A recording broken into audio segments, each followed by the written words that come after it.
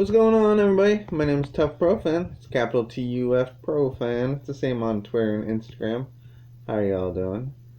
As you can see by the title of this video, I just finished watching Impact Wrestling Hard to Kill 2021. I am a big Impact Wrestling fan, but I thought this was a great show. It had a little bit of something for everybody. So let's run down the card real quick. Also, you can check out my quick results on Twitter. That's at TUFProFan to see all the results that I have on there as well. First of all, the show kicked off with Matt Striker and D'Lo Brown as the new announced team. I'm a big fan of Matt Striker's, honestly. D'Lo Brown, he'll grow on me, but he didn't do bad. It's just he's got to work on it a little bit. But Matt Striker, professional, amazing. The actual show, there was a pre-show match. Brian Myers beat Josh Alexander, I believe. I don't know too much about it. I wasn't paying that much attention to the pre-show, honestly. But the show kicked off with the Decay reunion. Rosemary and Crazy Steve defeated Kaleb with a K and Tenille Dashwood. And then, not much to say about that. Rosemary had the mist. She misted them. Crazy Steve with the DDT. And Decay win. They're using the word decay a lot more now, so it's the return of Decay. Speaking of names, Violent by Design, which is Eric Young's family of Diener and Doring.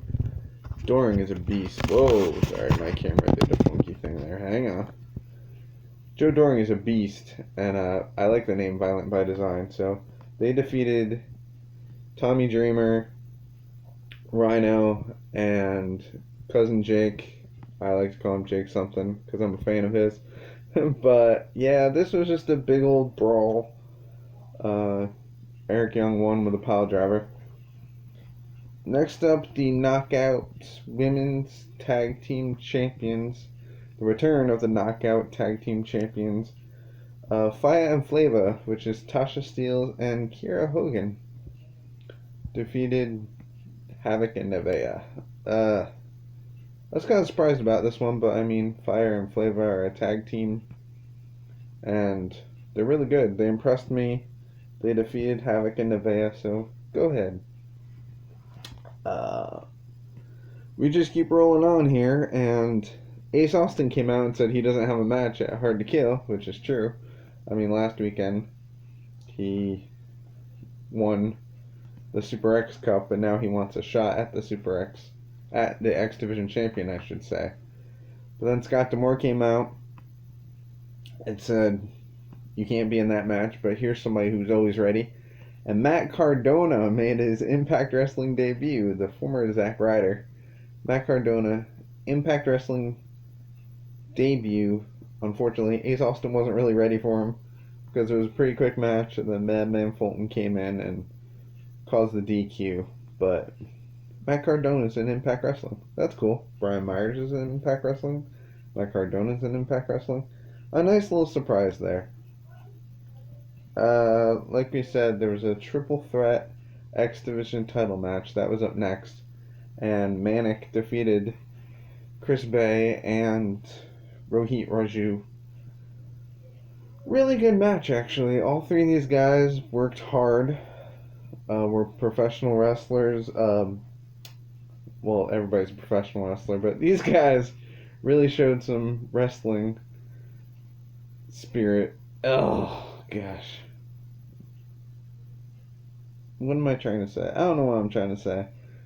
Rohit ripped off Manik's mask, but Manik had face paint on. Great match. Manik won. That's all you gotta know. Women's title match, knockout title match. Deona Purrazzo defended her title. Again, solid matchup. It was really like they stayed in the ring. There was a little brawl with everybody on the outside at first, Kimberly and Decay and everything. But then once the match started, they really stayed in the ring.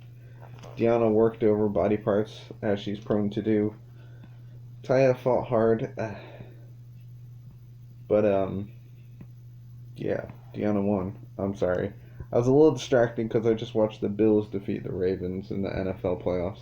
I'm turning the TV off now, but that's why I looked kind of distracted. Deona defeated Taya, so Deona continues her reign as Knockouts Women's Champion. Up next, we had the interesting Ethan Page, who I am a fan of, versus Karate Man. It was a mixture of Indiana Jones and Mortal Kombat and Bloodsport, and it was a very cinematic match, something that he would have on his channel, played by Julian. Cheap plug, played by Julian on Twitch or whatever. But the Karate Man ripped out the heart of Ethan Page, so I guess maybe that's the death, maybe that's his write-off, how he's not coming back to Impact Wrestling. I don't know, but it was entertaining. It was just wild that it was on an Impact Wrestling pay-per-view. Karate Man, I guess, defeated Ethan Page. Only in professional wrestling will you go from that craziness to there's backstage stuff, but the next matchup was the Barbed Wire Massacre match, and this was brutal. They had a cage up with barbed wire on it. They had an N64 controller with barbed wire on it. They had a bat. They had boards. All this stuff. Callahan and Edwards brutally beat each other up. That's all you can say. Edwards won Boston Knee Party, and then Emerald Frozen onto barbed wire. But both guys bled. It was a brutal match. I'm sure they both are going to have scars to show for it. So, Eddie Edwards, he may have won the war. We'll see what happens, but he won tonight. Brutal match. And then the main event, Kenny Omega and the Good Brothers, they defeated Moose, Swann, and Sabin, but Moose everybody showed up. Everybody showed up in this match. It was a brilliant six-man tag. It reminded me of the old days of TNA used to have six-man main events. And this one was just, there was flying, there was brutality. Moose was flying all over the place. He did a Spanish fly to Kenny Omega. He did a standing moonsault. It was just, Moose was a beast throughout the whole match. But unfortunately, Omega hit Swann with the one-winged angel, and for the most part, nobody ever kicks out of the one-winged angel, so Omega and the Good Brothers, the AEW World Champion, pinned the Impact Wrestling World Champion. We'll see if anything else comes of this. We'll see if Shelley can get back, because I was kind of disappointed that Alex Shelley wasn't part of it, but Moose showed up, man. He showed that he deserves to be in the main event scene. He really does. So I think Swann and Moose, two animals, fighting for the Impact Wrestling World Championship. I think that's coming sooner or later, and they may give Moose the world title, honestly, because he really showed what he can do.